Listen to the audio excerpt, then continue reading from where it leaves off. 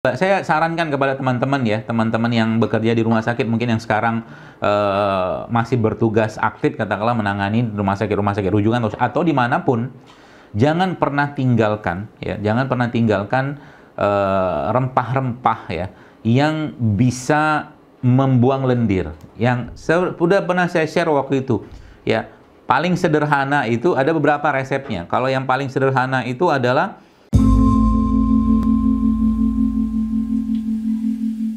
jadi kata kunci dasarnya apa? Kalau kita kembali kepada pemahaman yang sudah Nabi sampaikan tadi, maka iman adalah imunnya kita adalah iman, gitu loh. Iman adalah imunnya kita adalah iman. Itu konsep dasarnya. Ya.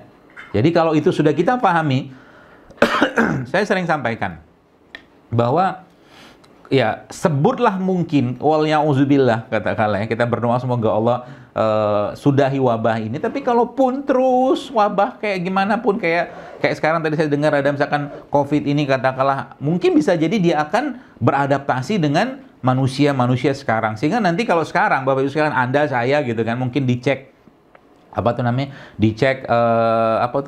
tipes gitu kan, dicek tipes, dicek virus, katakanlah kita dibawa ke lab, dicek apa markernya, apalagi seperti itu tuh, mungkin positif semua gitu loh.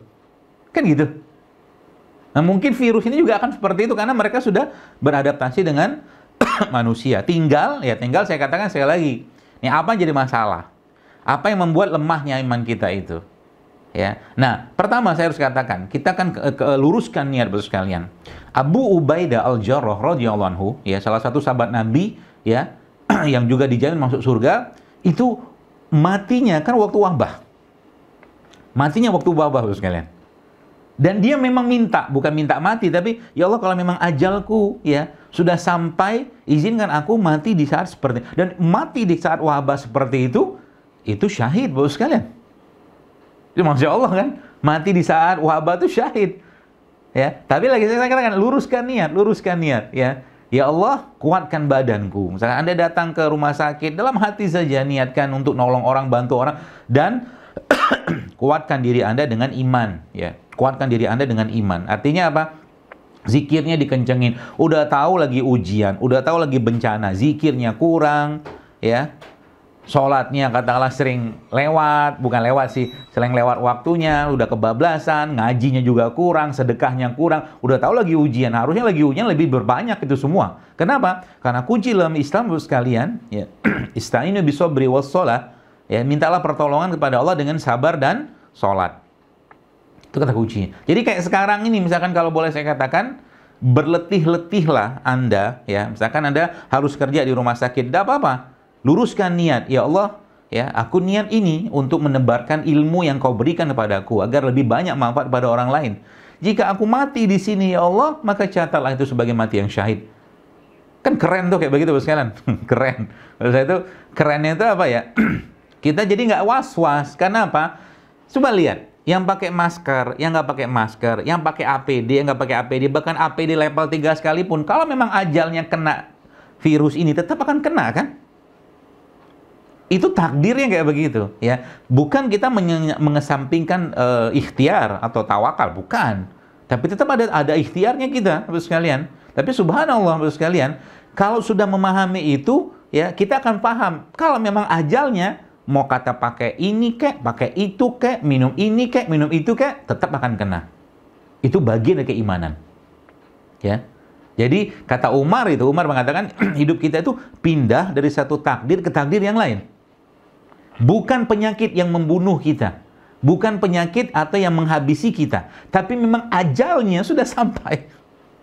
Itu aja konsepnya. Jadi tenang hidup. Jadi kayak sekarang teman-teman yang bekerja, semoga Allah lindungi ya, dan jaga kesehatan semua ya.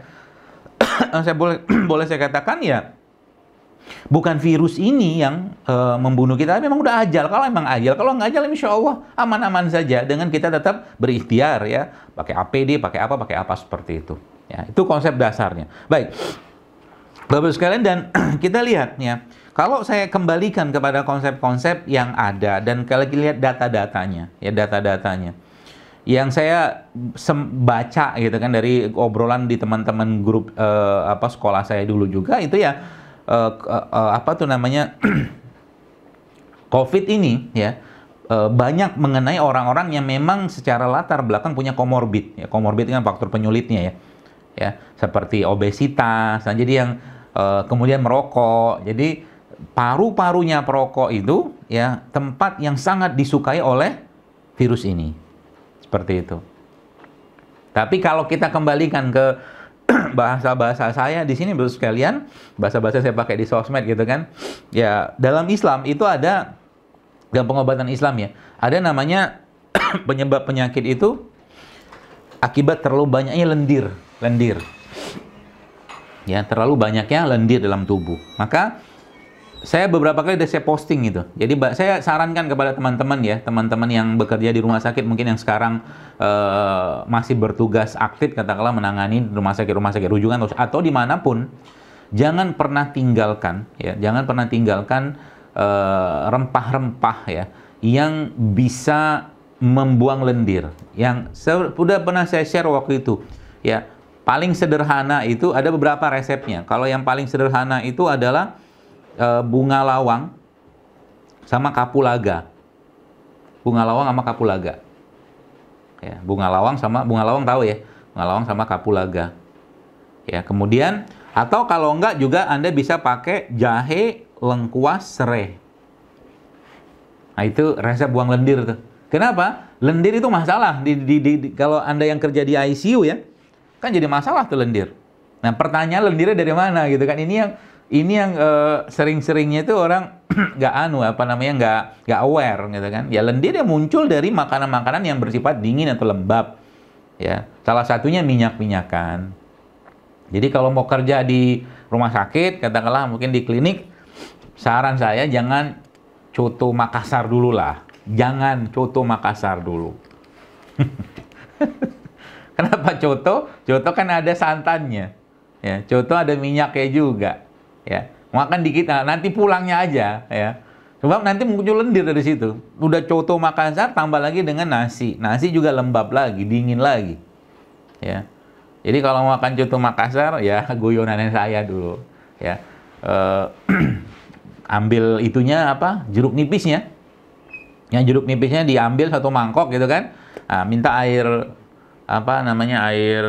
air putih ya, anget kepada yang di restoran itu. Jeruk nipisnya diperes-peres, bawa madu dari rumah, aduk-aduk. Minum segelas, minum 2 gelas. Sampai badannya udah cukup dengan air, kita pulang dari tempat cotonya. Ya. Ini guyon aja. Ya, jadi makanan-makanan membentuk lendir ya. Tadi, kayak tadi minyak-minyakan, tepung-tepungan, ya. Kemudian juga makanan-makanan olahan. Dan yang menarik Bapak Ibu sekalian, ya, Bapak Ibu pernah, semoga sudah, tapi mungkin belum ya, makanan terbaiknya penduduk bumi ini sebenarnya sudah disampaikan oleh Rasulullah sudah ada di surga gitu kan. Jadi gini, Nabi menyebutkan ada beberapa jenis makanan atau minuman di surga. Ya, ada jahe, ada susu, ada khamar. Coba, di surga itu ada khamar yang tidak memabukkan. Ya, khamar itu kan makanan atau minuman fermentasi. Ya, khamar itu kan dibuat kalau zaman dulu orang buatnya pakai batang kurma dibelah, kemudian masukin air, kemudian dimasukin kurma di situ, dipendam sekian lama. Dia jadi fermentasi. Nah, saya sempat baca kemarin di salah satu forwardan dari teman-teman, itu Korea itu salah satunya keberhasilan mereka ya. Saya dapat data dan perbandingan itu juga karena masyarakat Korea itu kan tidak pernah lepas dari makan satu makanan mereka yang namanya kimchi. Kimchi itu kan makanan fermentasi. Ya, kimchi itu makanan fermentasi. Dan sebenarnya kita punya makanan fermentasi di Indonesia. Namanya apa? Tempe. Tempe itu kan fermentasi. Tapi sayangnya bakterinya menderita. Kenapa menderita? Karena digoreng tempenya.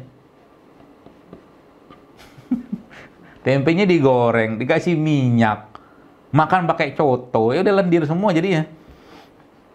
Gitu, nggak tahu saya di sana makan cotonya pakai tempe nggak sih? Jadi kalau mungkin secara simpel gitu kan, Bapak Ibu yang bekerja dan nggak bekerja juga, sekarang itu Masya Allah ya, Pagi-pagi tuh bikin apa tuh namanya? Apa ya? Bubur tempe. Saya pernah bikin, saya pernah buat tempe itu. Sekarang ada potong-potong dadu kecil-kecil gitu. Kemudian masukin dalam mangkok gitu kan, ya secukupnya aja lah. Lalu taburin madu, kasih garam Pak Bu. Itu coba dimakan pagi-pagi, Masya Allah. Luar biasa itu efeknya ke badan. Mengenyangkan dan menguatkan imun. Kenapa? Kita harus pahami Bapak sekalian bahwa 80% sistem imun kita itu kan adanya di pencernaan. Maka benerin pencernaan. Jangan mau zaman sekarang ini di saat kondisi kayak begini, jangan lemahkan pencernaan lagi. Kayak mungkin yang minumnya suka masih apa ya, minuman kemasan gitu kan, atau mungkin minuman tinggi gula, minuman olahan yang tidak sehat, itu Masya Allah Bapak sekalian, efeknya ke badan akan melemahkan. Minum itu tuh, apa tuh namanya, yang jahenya Makassar tuh, Sareba, apa? Apa ya minuman? Saraba. Minum saraba, makannya pisang rebus, jangan pakai pisang goreng. Iya kan? Saraba, oh itu Masya Allah sekalian, luar biasa itu. Ya, jadi tapi sarabanya itu jangan pakai kental manis ya. Pakainya gula aren, pakai madu. Sana kan pakai kental manis itu Pantai Losari itu. Pakai santan juga, Dok. Kenapa? Pakai santan. Wah, pakai santan oke. Santan, coba baca penelitiannya, itu bagus sekali Bos sekalian. Asal jangan dipanaskan. Kalau Anda pernah lihat dalam postingan saya namanya Golden Turmeric Latte. Golden Turmeric Latte ini pakai santan. Pakai santan, pakai kunyit. Nanti bisa Anda pakai. Itu salah satu minuman terbaik untuk pencernaan. Jadi santan itu saya pernah share waktu itu saya posting ya. Itu luar biasa bosan efeknya. Apalagi santannya Anda apa tuh ya? Postingan saya waktu itu ada makanan di Medan itu. Ada teman saya cerita, jadi beras itu, beras mentah ya, nggak usah dimasak, nggak usah ditanak. Itu direndam sebentar dalam air ya, bersihkan beras organik tentunya, kemudian di blender, dihancurin, terus direndam dalam santan. Nanti dibuat kayak bola-bola apa gitu. Itu makanan terbaik untuk jantung itu, subhanallah. Asal jangan santannya dipanaskan kayak rendang. Ya gitu loh.